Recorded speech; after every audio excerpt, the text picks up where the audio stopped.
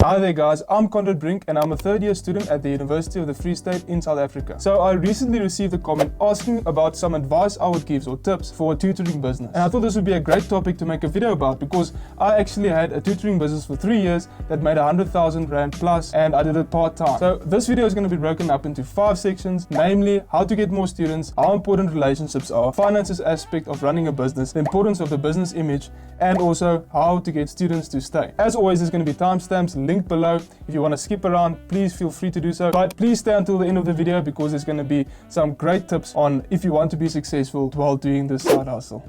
So first of all, we're going to start with student acquisition. This is one of the most important sections I felt that I needed to put first because if you don't have students, then you don't have a business because this is ultimately what it's about. So when I started my tutoring business again, when I was in my first year, I actually needed to start building up some relationships. What I did is I decided to get in touch with an old friend of mine that was at school, and I asked this old friend, he was still in grade 10 or 11, and I asked him, listen, do you know anyone who struggles with accounting? And a few days later, he actually sent me a message of someone who needed help, and I got into touch with him, and boom, there was my first student. Getting students is all about referral. It's all about word of mouth. The reason why marketing with flyers and that type of stuff doesn't work is because, remember, you're marketing yourself as a person. Tutoring is a very personal thing. People need to resonate with you, and that's how they're going to learn ultimately. Remember, always keep in mind, if you had to work one-on-one with a tutor or with someone that's going to give you help, you don't want it to be awkward, because if it's going to be awkward, you're going to struggle to learn. You're not going to be comfortable in the situation. I've got a question for you. Would it be easier to teach someone who is in the second year of study at university,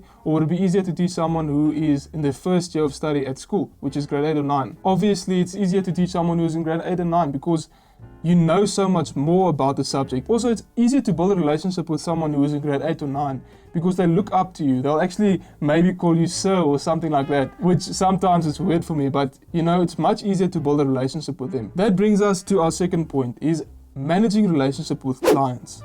I can make a whole video about this one topic alone, but I wanted to keep it short and simple. What I found was effective was sending monthly report to parents. Start making weekly reports on how the child is progressing and send this to the parents because they also want to feel that they're somehow contributing to the child's success. So providing monthly reports is just going to increase their confidence that they have in you. Secondly is build strong relationships with your students. I have not tutored university students yet, but I have experience with tutoring children who are in high school. What I think is one of the most important things when building a relationship is not to be buddy-buddy, but rather as seeing yourself as an older brother or older sister. Because let's be honest, you don't want to talk about inappropriate things to younger children, and you don't want their parents to ask you about these things. So it's better to just always keep it professional. Alright, okay, so the next thing that's quite important is the business image. You need to create a business logo, okay? There's lots of free websites that you can use because think about it. If you're sending a report to someone and you just type them a WhatsApp message, you know, that doesn't look very professional. But if you add a logo to it, if you do a Word document, if you just put a bit of effort into it, then, you know, it's going to look much more professional and it's just going to benefit your business so much more because people will just feel, sure, we're getting so much more value from this. Okay, next is the finance part of it. This is always an important topic to cover. And the most important thing that I could think about here is finding out how much you should charge. What I found from experience was that when I charged 150 Rand an hour as a combined class, and this is for another video, but it's a different way of monetizing your business and making more money from it, which will happen at a later stage. It wasn't overpriced because I looked at the market value and how much other people were charging.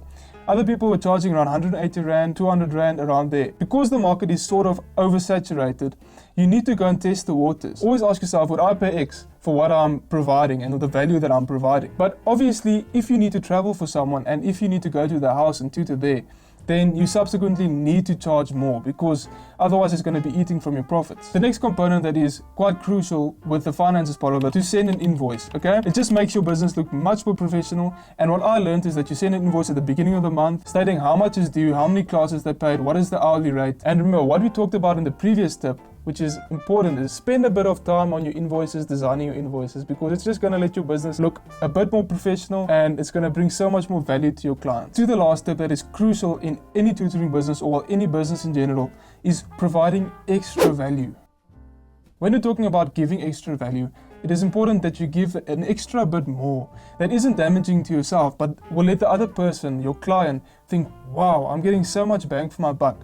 This is worth it. Here are a few examples that I thought would work. The first one goes sort of without saying, but prepare your lessons. Don't just show up there without any clue that what you're going to do. Actually prepare for your lessons and show up with a plan. The second point is prepare notes for your children. That will actually give so much more value than you just sending them a PDF file or something like that. Actually prepare notes with your logo on top, and it just looks so much better. Also, another thing that I found that was quite effective was always opening the door for your students to contact you when they're struggling. Having that door open where they can WhatsApp you 24/7, that just provides so much more, how can I say, care, and they just feel so much more connected to you. And another aspect that I could think about was just spend that extra 10 minutes or 5 minutes working out that problem. That extra 10 minutes that they're not paying you for, just put in that bit of effort, because remember what I told you, that tutoring is very much about word of mouth. People recommend you if you do a good job, and they actually feel that you contribute to that. So that is now the 5 aspects that I thought was very important. Obviously I can go into more depth about this,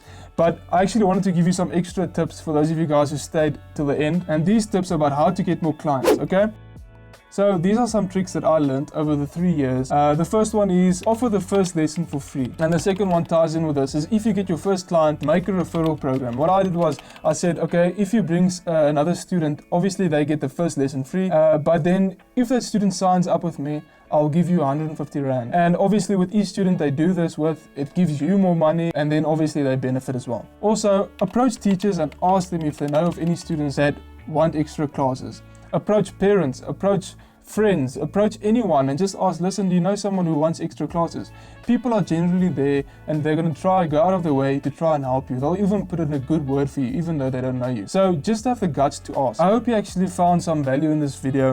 If you did find value, please subscribe, like the video and share it. Also, I started a weekly newsletter. It's going to be super educational and it's completely free. You just click the link in the description and it takes you to a website and just sign up, put your email address in, and I'm going to provide a bunch more info about this, about things that I've learned. So if you're interested in that, please subscribe down below. It's completely free. But that's all for now. I hope you found value in this video. If you have any questions, please ask me in the comment sections. Until next time, guys.